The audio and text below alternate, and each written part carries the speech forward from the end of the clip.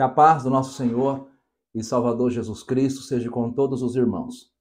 Querido irmão, querida irmã, hoje, dia 8 de outubro, domingo, e desde ontem, dia 7, é amplamente noticiado em todos os canais de TVs, também nas redes sociais, o que está acontecendo lá em Israel.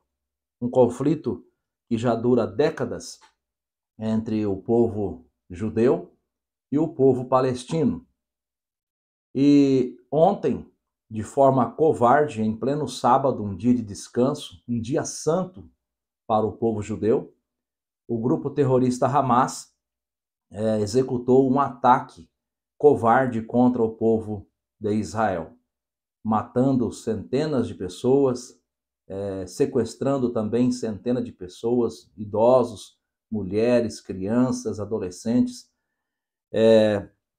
Infelizmente, as redes de televisão brasileira, a maioria delas, tem um viés de esquerda, e quando acontece um conflito entre Israel e algum dos povos árabes, eles sempre tendem a noticiar de forma enviesada a favorecer a argumentação do povo árabe. E eles não mostram as cenas cruéis, eles não mostram a realidade, que Israel, para você ter uma ideia, Israel quase nunca ataca alguém. Aliás, nunca ataca alguém. Israel sempre contra-ataca, ou seja, após ser atacado por algum povo inimigo, Israel revida aquele ataque. E isto, dentro do direito internacional, é algo que é plenamente aceitável. Quer dizer, um povo, uma nação soberana é atacada, ela tem o direito de revidar esse ataque. E quando a gente, como pai, como mãe, quando a gente considera o teor desse ataque ontem, porque não foi um ataque de exército contra exército, foi um ataque de um grupo terrorista, um exército terrorista, contra inocentes civis, contra pessoas do povo comum, trabalhadores comuns, pessoas que estavam em suas casas, pessoas que estavam em algum local social, confraternizando com algum amigo, com algum conhecido, com algum parente, e de repente se viu em meio a um ataque sem precedente. Olha, irmãos, as imagens que correm nas redes sociais, principalmente naquelas redes sociais mais politizadas, como o Telegram, como o Twitter, são imagens chocantes. Imagens de meninas, de moças que foram sequestradas, violentadas, decapitadas. Tem uma imagem de uma garota de uns 16 anos que os terroristas cortam o pescoço da menina e exibem a sua cabeça como um troféu. Uma coisa horrível. É necessário falar sobre isso? Para trazer a dimensão do problema.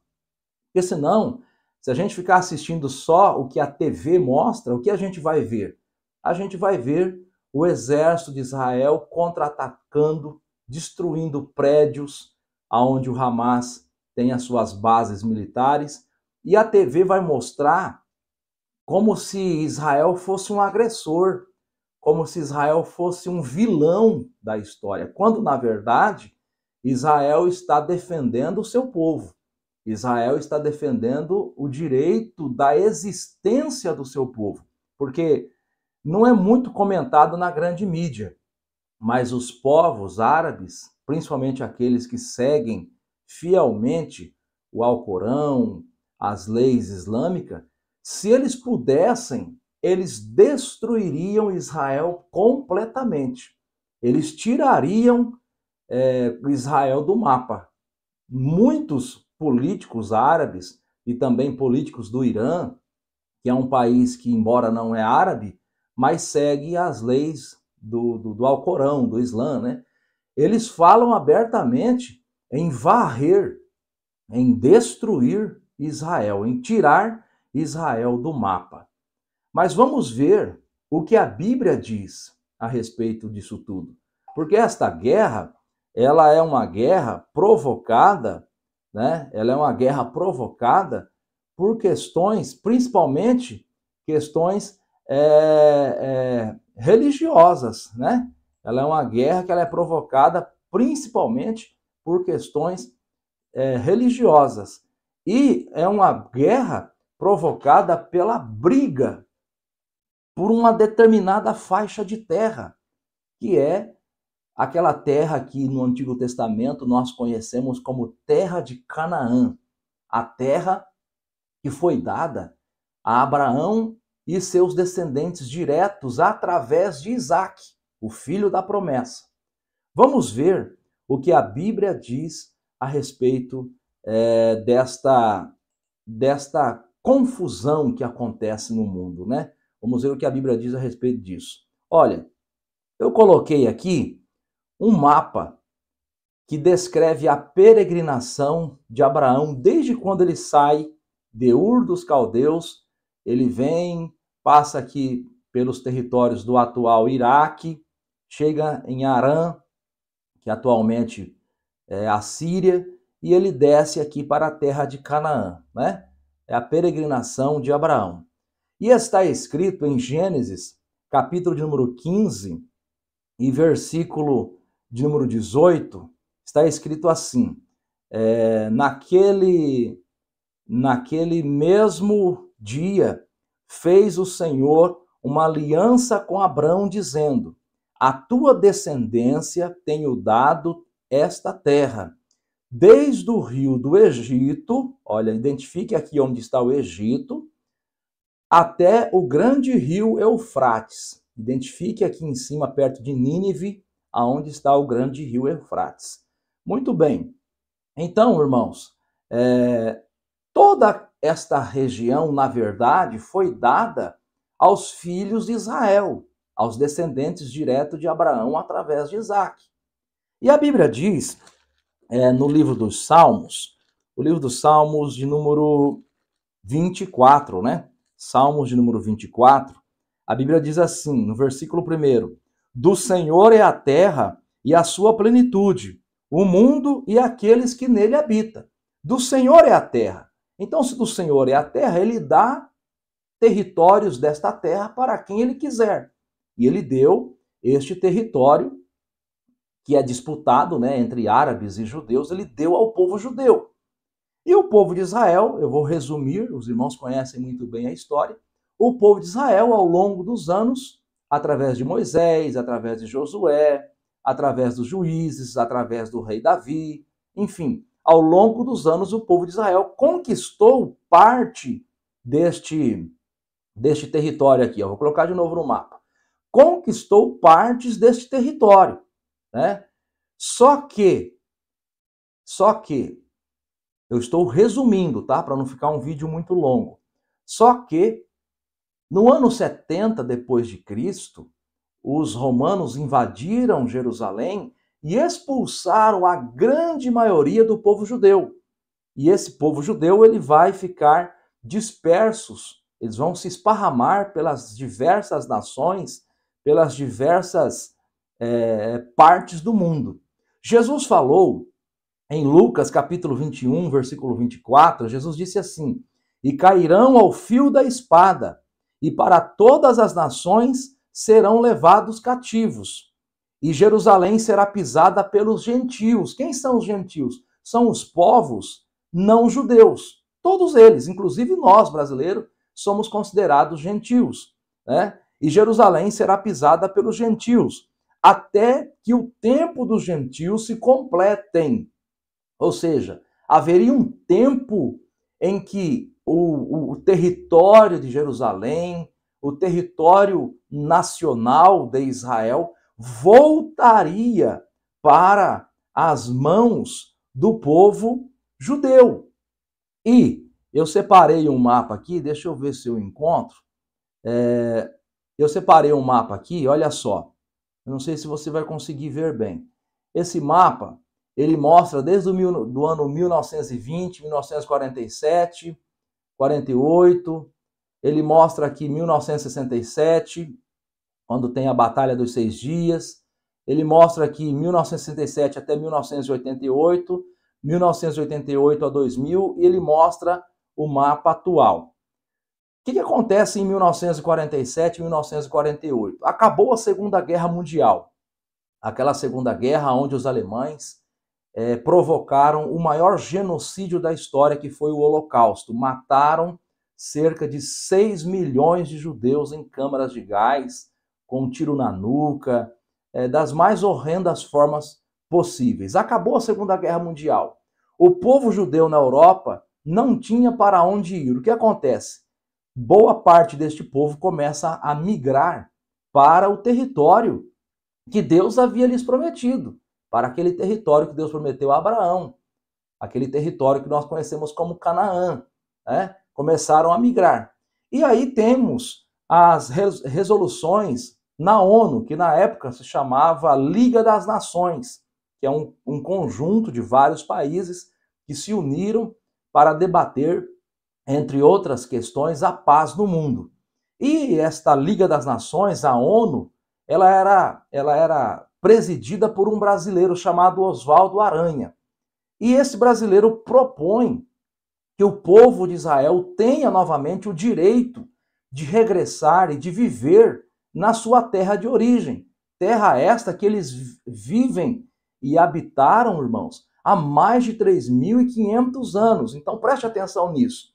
Quando você vê alguma pessoa da esquerda, algum jornalista, algum formador de opinião dizer que Israel está invadindo os territórios palestinos, não acredite nisso. Por quê? Porque aquele território, há mais de 3.500 anos, é território pertencente ao povo judeu. Aquele território é o território onde Davi reinou, onde Salomão reinou, onde Cristo viveu, sempre pertenceu ao povo judeu, né? Então, esta alegação de que o povo de Israel está invadindo um território que pertence, entre aspas, ao povo palestino, não é verdade. Você pode observar que nos mapas antigos, pode pegar aí e fazer uma pesquisa, nos mapas antigos do mundo antigo, você não vai encontrar um território, uma nação palestina. Não existe. Não existe. Por quê? Porque aquele território, deixa eu colocar aqui um outro mapa, aquele território, esse território todo, olha aqui, esse território todo sempre pertenceu ao povo judeu. Só que tem essas questões das guerras, que o povo foi expulso da sua terra. Deixa eu te fazer uma pergunta. Você tem a sua casa, aí chega um bandido e te expulsa de casa. Só porque ele te expulsou de casa, você perdeu o direito daquela casa? Não. Ele te expulsou, você foi obrigado a sair, mas aquela casa, por direito, continua sendo sua. Então, este território, por direito, continua sendo do povo judeu. E este povo, eles vão voltar para lá. E aí, né, nós temos ali em 1947, 1948, os debates na ONU, como eu disse, que era conhecida como Liga das Nações, e o povo de Israel vai ter a sua independência decretada, ou seja, vai ser constituído uma nação, um lar, novamente, para o povo judeu. Só que nesta resolução da ONU, o que a ONU determina? A ONU vai determinar, deixa eu colocar aqui, a ONU vai determinar que uma parte do território vai pertencer ao povo de Israel e outra parte desse território vai pertencer ao povo, o chamado povo palestino. Aqui, ó, se você observar nessa imagem, em amarelo está os territórios que teoricamente eram do povo palestino. E em marrom, uma cor mais marrom, né, está os territórios de Israel. Acontece que nesta partilha é feito algo que, de certa forma, vai tornar impossível a existência do povo de Israel como nação. Por quê? Porque eles colocam, de um lado, uma faixa de terra conhecida como Cisjordânia, que era a antiga Samaria, eles colocam para o povo palestino. Aí tem um território para o povo de Israel, e do outro lado, junto ao mar, deixa eu colocar essa outra imagem aqui.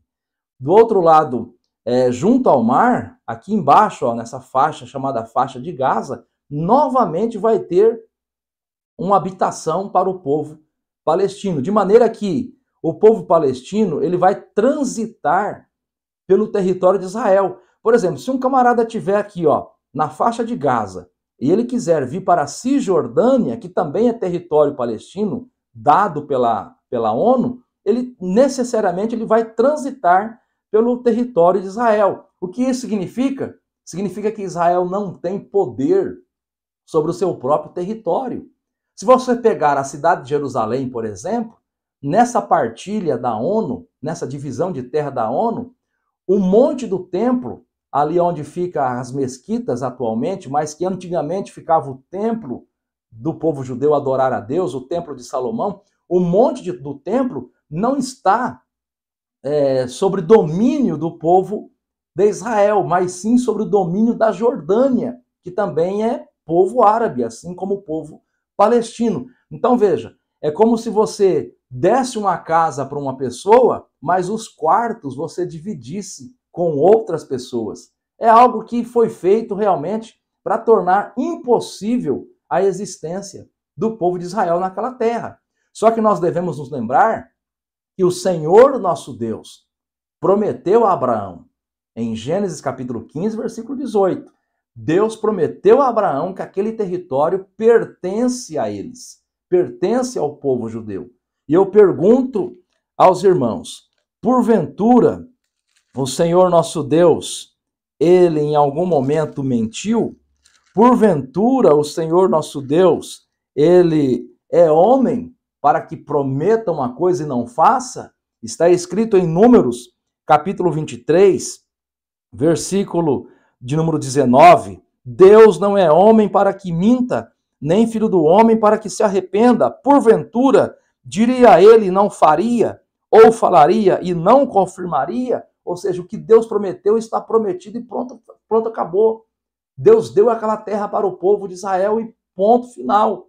Mas houve esta manipulação das nações, esta divisão de território para enfraquecer o povo de Israel e para espiritualmente dizer que Deus não é fiel às suas promessas. Porque se Deus promete uma terra para alguém, mas esse alguém não consegue viver nesta terra, de forma indireta, você está dizendo que Deus não é fiel à sua promessa, ou que Deus não tem o poder de cumprir as suas promessas. Olha o que está escrito em Joel, capítulo 3, versículo 2. Está escrito assim: congregarei todas as nações e farei descer ao vale de Josafá, e ali com elas entrarei em juízo, por causa do meu povo e da minha herança, Israel, a quem elas espalharam entre as nações e repartiram a minha terra. A terra é de Deus, Deus deu para o povo de Israel. Mas o que as nações fizeram? Repartiram a terra com um povo árabe conhecido atualmente como palestinos. E aí nós temos esta situação atual de guerra constante. Israel sendo ameaçado constantemente pelos povos árabes, com o apoio de diversas nações e ideologias pelo mundo afora. Porque aqui na América Latina, a esquerda latino-americana é contra Israel. Ontem, sábado, dia 7 de outubro, o presidente do Brasil atual, o Lula, fez uma declaração repudiando os ataques, mas ele não chama o grupo Hamas de terrorista, ele não cita o grupo Hamas. Por quê? Porque na sua eleição o Hamas comemorou. E Lula e a esquerda brasileira têm fortes ligações com os grupos terroristas que pregam a destruição de Israel.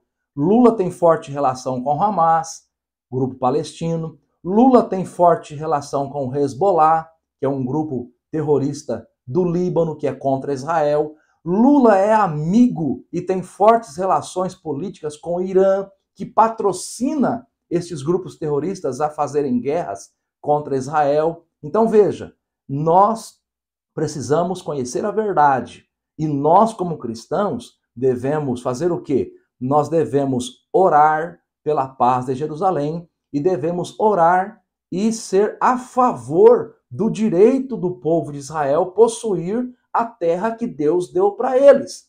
Está escrito em Salmo 122, versículo de número 6. Orai pela paz de Jerusalém, prosperarão aqueles que te amam. Nós temos o dever de orar pelo povo de Israel. Nós temos o dever de conscientizar as pessoas sobre a realidade das coisas. Nós não podemos olhar este conflito e apenas ser induzidos pelas mensagens transmitidas pela grande mídia, pelos jornalistas, por aqueles que são contra Israel, por aqueles que de forma dissimulada, disfarçada, pregam o fim de Israel.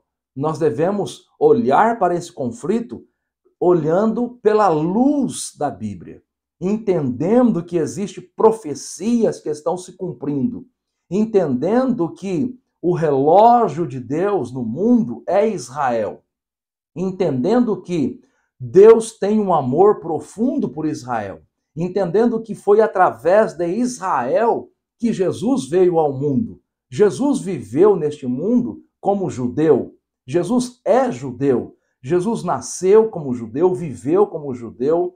Ele morre, ele ressuscita, mantém as suas características de um homem judeu e sobe ao céu com estas mesmas características de um homem judeu. E quando João tem a revelação, o Apocalipse, ele contempla esse Jesus glorificado, mas a sua aparência é a aparência de um homem judeu. E Jesus vai voltar para reinar durante 1000 anos neste mundo. E qual será a sede do seu reinado? Será a cidade de Jerusalém. Então estas guerras, este desejo de destruir Israel, de destruir o povo judeu, na verdade a origem deste desejo está em Satanás, porque Satanás odeia o povo judeu por causa de Cristo. Satanás odeia o povo judeu por causa das profecias que diz que Cristo vai reinar no trono de Davi, seu pai, lá em Jerusalém. Se você pegar o livro de Apocalipse, o capítulo 12, a partir do versículo 1, a Bíblia vai nos dizer claramente que Satanás no futuro, neste futuro que para João, há 2000 anos atrás, era futuro, mas para nós podemos dizer que já é um presente, né? Satanás ele vai tentar destruir Israel. Por causa de quem? Por causa de Cristo. Está escrito assim, ó, Apocalipse capítulo 12, versículo 1. E viu-se um grande sinal no céu, uma mulher vestida do sol, tendo a lua debaixo dos seus pés e uma coroa de 12 estrelas sobre a sua cabeça. Quem é esta mulher? Esta mulher é uma figura, ela é uma representação de Israel e as 12 tribos. E aí continua dizendo, e esta estava grávida e com dores de parto, e gritava com ânsias de dar à luz. E viu-se outro sinal no céu, e eis que era um grande dragão vermelho. Quem é o grande dragão vermelho? É Satanás, que tinha 7 cabeças e 10 chifres, e sobre as suas cabeças 7 diademas. E a sua cauda levou após si a terça parte das estrelas do céu. O que é isto? Quando Satanás fez a rebelião contra Deus e Deus lançou ele do céu para baixo, ele trouxe com ele uma terça parte dos anjos, que aqui em Apocalipse é chamado de estrelas, né? E aí o texto bíblico continua dizendo, e o dragão parou diante da mulher que havia de dar à luz, para que, dando ela à luz, lhe tragasse o filho. Lembre-se que quando Jesus nasceu, ainda menininho, o rei Herodes foi induzido por Satanás para matar todos os meninos de 2 anos para baixo, a fim de matar também o menino Jesus. Então veja que este ódio contra as crianças de Israel é antigo, e a origem é Satanás. Aí o versículo 5 diz assim, e deu à luz a um filho homem, que há de reger todas as nações com vara de ferro. Jesus vai governar o mundo. E o seu filho foi arrebatado para Deus e para o seu trono. Quando Jesus morre, ressuscita, e dias depois da sua ressurreição, ele sobe aos céus e se assenta ao lado de Deus no trono, nos céus, né?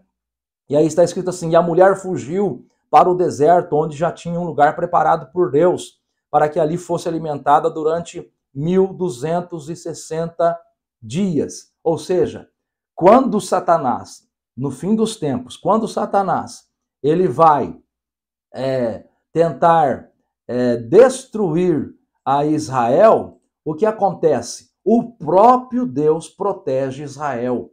O próprio Deus sustenta Israel.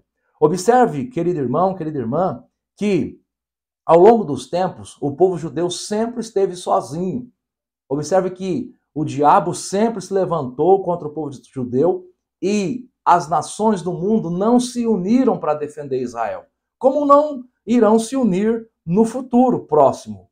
A Israel vai ser traído pelas nações. Esse discurso hoje de muitos países, governo, dizendo que vão ajudar Israel, que vão defender Israel, é um discurso demagogo, mentiroso, porque na hora da verdade, todas as nações abandonam Israel. Israel tem que se virar sozinho. Sozinho entre aspas, porque o Senhor Deus é aquele que sempre sustenta o povo de Israel. O Senhor Deus é aquele que sempre sustenta a causa do povo de Israel. Olha, esses dias mesmo, o que mais se falava era sobre os acordos de paz, os pactos dos filhos de Abraão, os pactos dos povos descendentes de Abraão, Israel fazendo acordo de paz com várias nações, porque o povo judeu realmente, eles querem a paz, eles não querem guerra, eles querem viver em paz, eles só querem ter um território para viver em paz. Mas olha que interessante, em 1 Tessalonicenses, capítulo 5, versículo 3, está dito assim: pois que quando disserem a paz e segurança, então lhes sobrevirá repentina destruição, como as dores de parto àquela que está grávida, e de modo nenhum escaparão. Ou seja, quando o povo judeu, eles tentam de forma política gerar uma paz com os demais povos, sem levar em conta aquilo que Deus diz a respeito deles, isto acontece.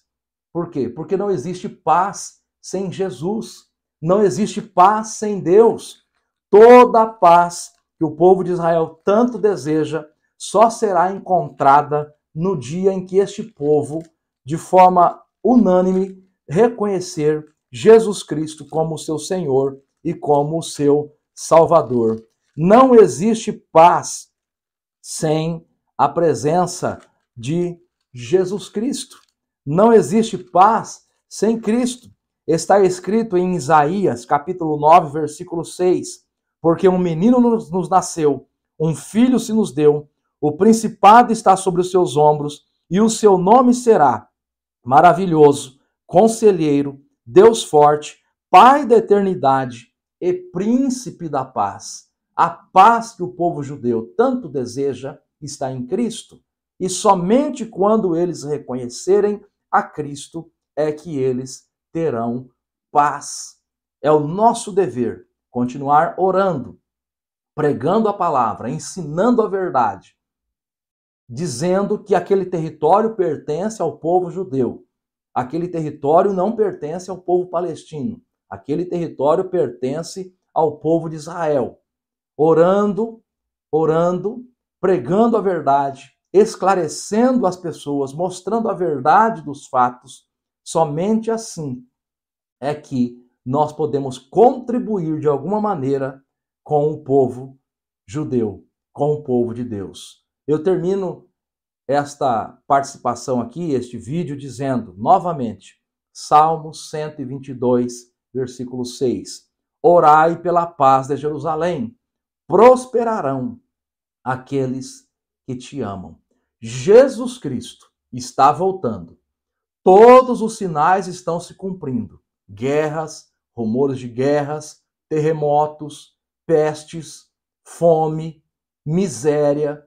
a igreja se esfriando, o esfriamento da fé, a multiplicação da iniquidade, mas um dos sinais mais claros da vinda do nosso Senhor e Salvador Jesus Cristo, sem dúvidas, é Israel.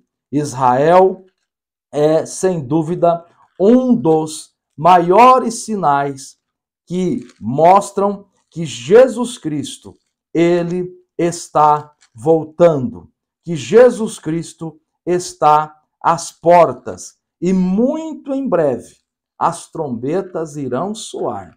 Muito em breve o nosso Senhor irá arrebatar o seu povo e muito em breve o mundo entrará no seu pior momento, que será aqueles 7 anos, aonde Satanás irá ter total liberdade para trabalhar no mundo através do personagem do anticristo.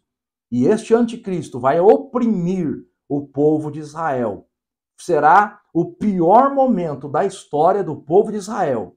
Mas quando este povo clamar ao Senhor nosso Deus, quando este povo clamar para que o Senhor nosso Deus lhes envie um escape, lhes envie um socorro, então aparecerá no céu o Filho de Deus, Jesus Cristo, juntamente com a igreja que já está no céu, que foi arrebatada, e os milhares e milhares de anjos. E então o Senhor Jesus irá destruir o anticristo, destruir o poder do mal, prender Satanás por 1000 anos, e Jesus irá estabelecer em Israel o seu governo.